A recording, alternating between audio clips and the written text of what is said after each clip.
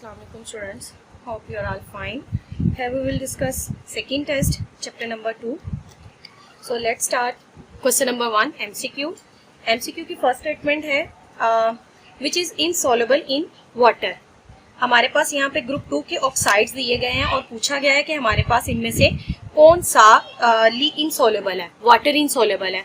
तो हमें पता है कि जो वाटर की सोलेबिलिटी सेकेंड ग्रुप के जो मेंबर हैं उनके ऑक्साइड्स की सोलेबिलिटी टॉप टू बॉटम क्या करती है, ये टॉप टू बॉटम इंक्रीज करती है. टॉप टू बॉटम इंक्रीज करती है, इसका मतलब जो ऊपर वाले मेंबर होंगे उनके ऑक्साइड की सोलेबिलिटी सबसे कम होगी. ठीक है. और जैसे जैसे आप ऊपर से नीचे आते जाएंगे, टॉप टू बॉटम आप मूव करेंगे तो सबसे एंड वाले मेंबर की सोलेबिलिटी सबसे ज्यादा होगी. इसलिए जो सबसे ऊपर वाला होगा उनकी सोलेबिलिटी मिनिमम होगी. तो ग्रुप 2 में जो मैग्नीशियम और ब्रिलियम का ऑक्साइड है वो इनसोलेबल होते हैं. तो यहाँ पे ब्रिलियम की ऑप्शन नहीं है, ब्रिलियम के बाद मैग्नीशियम की है. हमने याद किया था कि पहले दो मेंबर इनसोलेबल हैं, उसके बाद स्लाइटली सोलेबल और उसके बाद एंड वाले उनकी सोलेबिलिटी ज्यादा होती है. तो फर्स्ट एमसीक्यू का आंसर है मैग्नीशियम ऑक्साइड. सेकेंड क्वेश्चन है आपके पास, second statement, plaster of Paris is obtained from. आप प्लास्टर ऑफ पेरिस कैसे हासिल करते हो? तो हमने पढ़ा हुआ है जिप्सम से, कैल्शियम सल्फेट जिसके साथ 2 वाटर मॉलिक्यूल क्रिस्टलाइन फॉर्म है, उसके 2 वाटर मॉलिक्यूल साथ लगे होते हैं. हम जब जिप्सम को हीट करते हैं तो हीट करने पे हमारे पास बनता है प्लास्टर ऑफ पेरिस. हमने इसके अंदर से इसके 2 मॉलिक्यूल लेते हैं, 3 क्वार्टर वाटर मॉलिक्यूल इसमें से एलिमिनेट करते हैं, तो बाकी हमारे पास बचता है कैल्शियम सल्फेट और एक इसके साथ वाटर मॉलिक्यूल लगा होता है. तो आप प्लास्टर ऑफ पेरिस को कैल्शियम सल्फेट जिप्सम से, जिप्सम जिसके साथ 2 वाटर मॉलिक्यूल अटैच होते हैं, जिप्सम से आप प्लास्टर ऑफ पेरिस बना सकते हो. उसके बाद है third one, oxygen in the formula of super oxide. तो आपने पढ़ा हुआ है कि पर ऑक्साइड और सुपर ऑक्साइड, पर ऑक्साइड में -1 होता है और जो सुपर ऑक्साइड होते हैं, सुपर ऑक्साइड में ऑक्सीजन का ऑक्सीडेशन नंबर -1/2 होता है. सुपर ऑक्साइड में ऑक्सीडेशन नंबर -1/2 होता है. ठीक है. और उसके बाद है जी स्टेटमेंट नंबर 4. स्टेटमेंट नंबर 4 में लिखा हुआ है the least soluble alkaline earth metal hydroxide. तो मेटल हाइड्रोक्साइड की बात करें तो मेटल के जो हाइड्रोक्साइड है, मेटल के हाइड्रोक्साइड, इनकी सोलेबिलिटी भी किस तरह इंक्रीज करती है? इनकी सोलेबिलिटी भी जैसे जैसे आप टॉप टू बॉटम आते हो ऊपर से नीचे की तरफ इनकी सोलेबिलिटी इंक्रीज करती है. इसका मतलब जो स्टार्टिंग के हाइड्रोक्साइड है, मतलब शुरू में है ब्रिलियम का hydroxide, beryllium hydroxide, magnesium, calcium, फिर उसके बाद स्ट्रोंशियम, फिर उसके बाद एंड पे बेरियम. हाइड्रोक्साइड ऊपर से नीचे आते जाओ तो जो एंड वाला हाइड्रोक्साइड है इसकी सोलेबिलिटी सबसे ज्यादा है. तो हमें स्टेटमेंट में पूछा गया है फोर्थ में the least soluble alkaline earth metal hydroxide. तो ये सारी अल्कलाइन अर्थ मेटल है और ये उनके रिस्पेक्टिव हाइड्रोक्साइड्स हैं. तो लीस्ट सोलेबल कौन सी होगी? जो सबसे ऊपर होगी, और वो कौन सी है? Beryllium hydroxide. तो हमारे पास ऑप्शन क्या होगी? ब्रिलियम हाइड्रोक्साइड इनसोलेबल है. उसके बाद है जी fifth statement, the element deposit at the cathode during electrolysis of brine in diaphragm cell. तो आपको पता है डायाफ्राम सेल में क्या था? आपके पास ब्राइन था, NaCl प्लस वाटर, इसको हम कहते हैं ब्राइन. यहाँ पर आपके पास 4 तरह के आयंस बनते हैं, सोडियम क्लोराइड, उसके बाद सोडियम है, क्लोराइड है, उसके बाद हाइड्रोजन का है और उसके बाद हाइड्रोक्सल का है. तो आप स्टेटमेंट में आपसे पूछा ये गया है कि कौन सा एलिमेंट कैथोड पे जाएगा, कैथोड पे डिपॉजिट होता है. तो आंसर तो मैंने यहाँ पे लिखा हुआ है हाइड्रोजन, लेकिन आपको पता है कि एक कैथोड है और एक एनोड है. कैथोड पे पॉजिटिव वाला जाता है और इसमें पॉजिटिव हाइड्रोजन होता है. हाइड्रोजन जाके इलेक्ट्रॉन गेन करता है और ये रिड्यूस होके क्या बनाता है? Hydrogen gas. 2 हाइड्रोजन 2 इलेक्ट्रॉन लेकर ये क्या करता है? हाइड्रोजन गैस कैथोड पे एलिमिनेट करवाता है. तो कैथोड पे कौन डिपॉजिट होता है? Hydrogen gas. ठीक है. तो आपके पास फिफ्थ स्टेटमेंट का आंसर ए बनता है जी, जो है हाइड्रोजन. उसके बाद है 6 one, which one of the following is not alkali metal. तो एल्कली मेटल हमें पता कौन कौन सी होती हैं? हाइड्रोजन, लिथियम, हाली ने की रब से फरियाद, hydrogen, lithium, sodium, potassium, rubidium, caesium, francium, ये सारी अल्कली मेटल हैं। इनमें कहीं पे भी रेडियम मौजूद नहीं है। तो इसका मतलब कौन सी अल्कली मेटल नहीं है? रेडियम इनमें अल्कली मेटल नहीं है। स्टेटमेंट नंबर 7 है आपके पास, element of group 2 are called. तो ग्रुप 2 के एलिमेंट को हम क्या कहते हैं? ग्रुप 2A के एलिमेंट्स को। ग्रुप 1 अल्कली मेटल कहलाता है और ग्रुप 2 क्या कहलाता है? Alkaline earth metals. ग्रुप 2 क्या कहलाती हैं? Alkaline earth metals. उसके बाद है आपके पास statement number 8, alkali metal are chemically similar because. अब ये जितनी भी यहाँ पे हमने मेटल्स लिखी हैं alkali, lithium, sodium, potassium, rubidium, caesium and so on, अब ये सारी केमिकली सिमिलर होती हैं। और सिमिलर होने की वजह क्या होती है? पीरियोडिक टेबल की हमने प्रॉपर्टीज पढ़ी हुई हैं कि उसमें एक चीज कॉमन होती है और वो ये है कि आपके पास ग्रुप के जितने भी मेंबर हैं इनकी इलेक्ट्रॉनिक कॉन्फ़िगरेशन सेम होती है। इनकी इलेक्ट्रॉनिक कॉन्फ़िगरेशन सेम होती है, ठीक है। और ग्रुप 1 की आपको पता है NS1, इनका प्रिंसिपल क्वांटम नंबर कुछ भी हो सकता है। मतलब ये 2s2, ये 3s2, ये वाले चेंज हो सकते हैं, लेकिन S में 1, इनके आखिरी शेल में आना S में एक ही है। तो इलेक्ट्रॉनिक कॉन्फ़िगरेशन इन सबकी क्या होती है? सेम, कि इनके आखिरी शेल में एक ही S में इलेक्ट्रॉन आता है।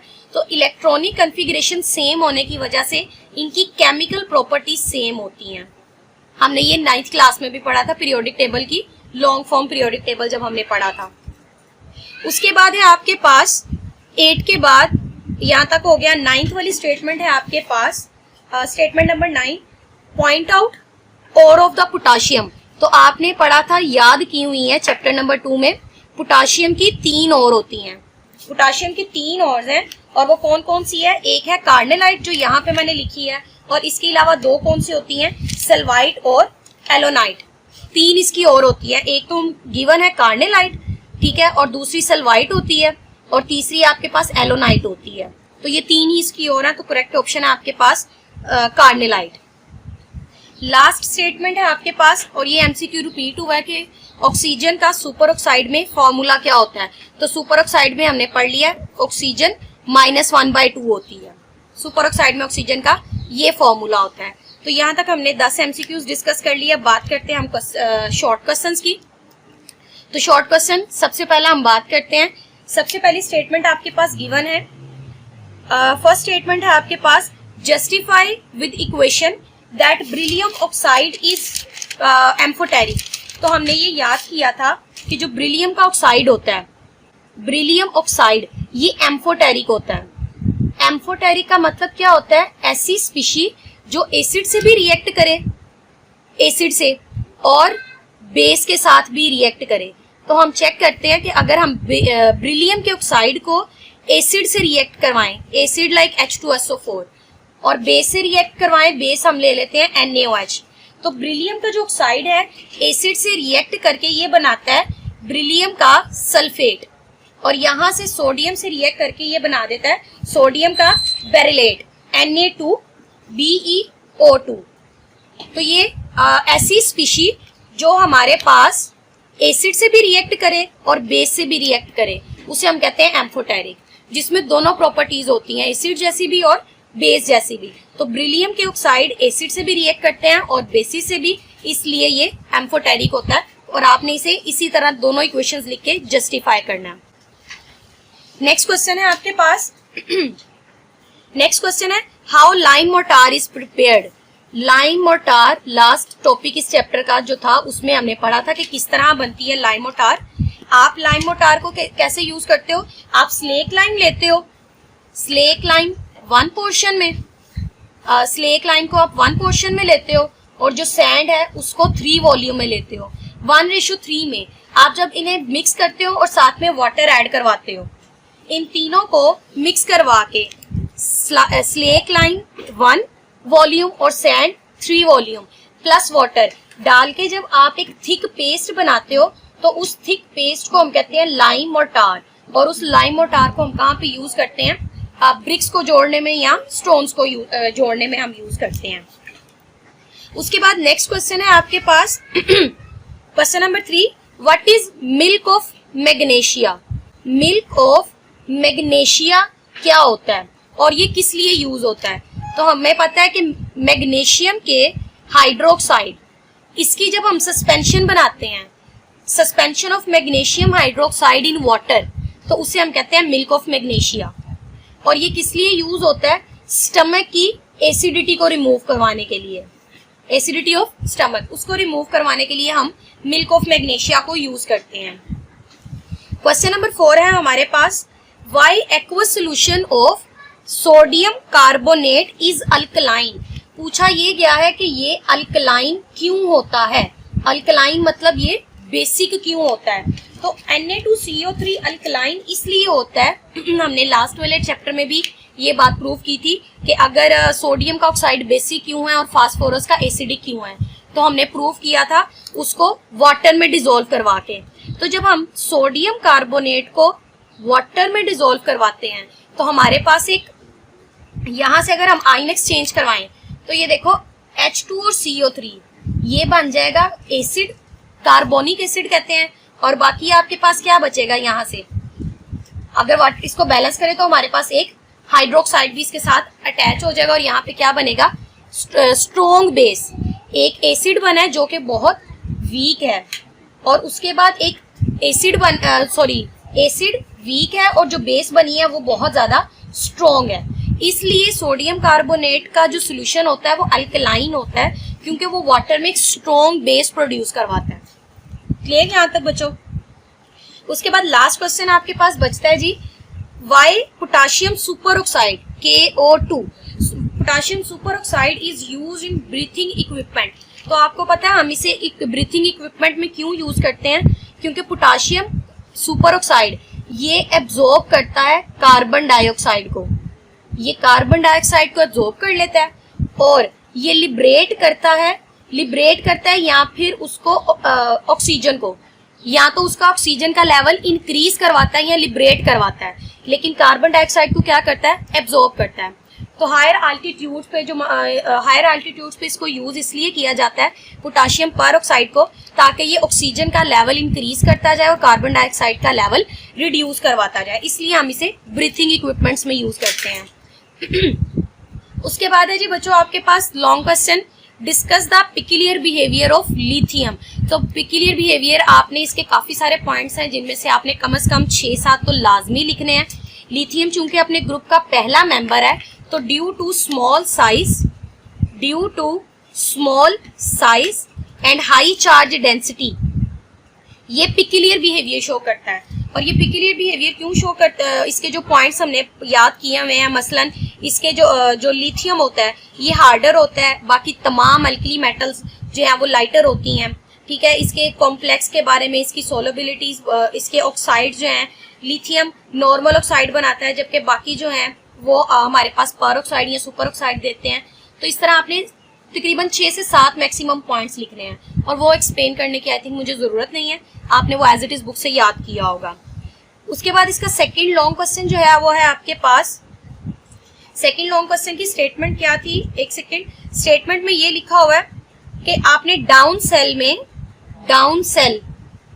हमने याद किया था, डाउन सेल में आपने describe the diagram of the manufacture of the sodium by down cell, आपने सिर्फ उसकी डायग्राम को एक्सप्लेन करना है।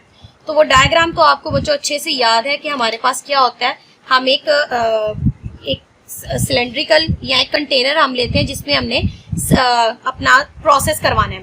उसमें हम क्या करते हैं, एक बहुत बड़ा ग्रेफाइट का टुकड़ा रखते हैं हमारे पास, एक इसके अंदर हम डालते हैं, एक ग्रेफाइट का एक टुकड़ा हम डालते हैं। और ग्रेफाइट क्या होता है, कार्बन, जो कि एज अ एनोड काम करता है। जो ग्रेफाइट का टुकड़ा होता है वो एज अ एनोड काम करता है।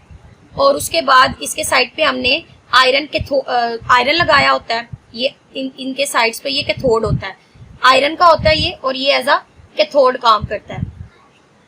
और कैथोड और एनोड को सेपरेट करने के लिए हम यहाँ पे लगाते हैं स्टील की जाली, वेज लगा देते हैं ताकि कैथोड और एनोड के प्रोडक्ट आपस में मिक्स ना हो। अब यहाँ पे हमने क्या डाला हुआ, इसके अंदर मौजूद है जी मोल्टन NaCl, फ्यूज्ड NaCl। अब जब इसके अंदर NaCl मौजूद है, हम इसके इलेक्ट्रोलिसिस करवाते हैं। इसकी जब इलेक्ट्रोलिसिस करवाई जाती है, मैं यहाँ से ये एमसीक्यू रेज कर रही हूँ, आप लोगों ने नोट कर लिए होंगे। अब यहाँ पे क्या होता है, यहाँ से आपने NaCl की करवा दी इलेक्ट्रोलिसिस। इलेक्ट्रोलिसिस मतलब जब इसमें से करंट पास करेगा ये अपने आइंस में चेंज हो जाएगा, पॉजिटिव और नेगेटिव आइंस बन जाएंगे इसके। अब यहाँ पे आपने 2 इलेक्ट्रोड यूज किए हैं, एक आपने यूज किया हुआ है कैथोड और दूसरा आपने यूज किया हुआ है एनोड। अब जब करंट पास हुआ, ये मोल्टन NaCl की इलेक्ट्रोलिसिस हो गई, 2 आइंस आ गए। कैथोड पे आपको पता है नेगेटिव चार्ज होता है, एनोड पे पॉजिटिव चार्ज होता है। तो नेगेटिव चार्ज पॉजिटिव को अट्रैक्ट करेगा, ये नेगेटिव इस पॉजिटिव को अट्रैक्ट करेगा, तो यहाँ पे सोडियम आइंस आ जाएंगे, और ये पॉजिटिव इस नेगेटिव को अट्रैक्ट करेगा, यहाँ पर ये नेगेटिव आ जाएंगे। अब आपको पता है कैथोड पे क्या होनी होती है, ये इलेक्ट्रॉन गेन करता है, और इलेक्ट्रॉन गेन करने पे क्या हो जाती है, रिडक्शन। तो कैथोड पे सोडियम की रिडक्शन हो जाती है और सोडियम मेटल बन जाती है, और वो सोडियम मेटल यहाँ पर ऊपर फ्लोट करना शुरू कर देती है, जिसको हम यहाँ पर अलहदा से कंपार्टमेंट लगा के इसको कलेक्ट कर लेते हैं यहाँ पर। और एनोड पे क्लोराइड आयन जाते हैं, ये अपना इलेक्ट्रॉन लूज करता है और ये क्या बना देता है, क्लोरीन गैस। चूंकि एक आयन आया तो इसको मैं हाफ लगा दूंगी ताकि ये बैलेंस हो जाए। तो कैथोड पे आपके पास रिडक्शन हो जाती है सोडियम की, और एनोड पे आपके पास क्या हो गई है, ऑक्सीडेशन हो गई है। तो ये हमने लॉन्ग क्वेश्चन में एक्सप्लेन करना था। ठीक है बच्चों, यहाँ तक हमारा चैप्टर, इस चैप्टर का टेस्ट क्लियर हो गया। ओके, अल्लाह हाफिज।